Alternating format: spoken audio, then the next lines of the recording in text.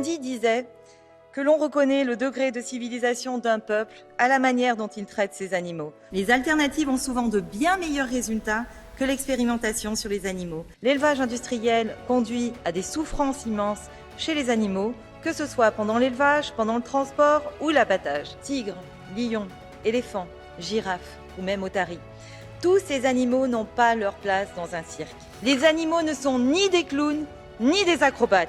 Les volailles entassées dans des caisses de transport bien trop petites, les agneaux transportés pendant plus de 24 heures sans accès à de l'eau, les veaux transportés de la République tchèque à l'Espagne pour y être engraissés, les 14 000 moutons morts dans le naufrage de leur cargo, les animaux frappés sur le port de Carthagène avant d'être transportés pendant 10 jours de l'Espagne à l'Arabie Saoudite. Au lieu de tuer les loups, il faut accompagner les éleveurs. 300 millions. 300 millions, c'est le nombre de poussins mâles qui sont tués chaque année dans l'Union européenne, quelques minutes après avoir éclos. Le nombre de loups augmente, c'est vrai, mais l'espèce reste menacée et doit rester protégée par la directive Habitat.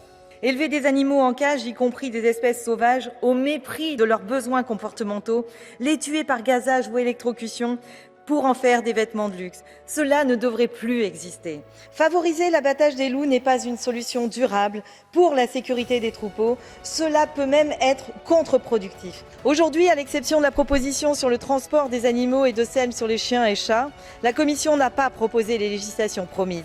Ces propositions ne sont pas non plus incluses dans le programme de travail de la Commission pour 2024. Le sujet de la condition animale est une des priorités des citoyennes et citoyens européens.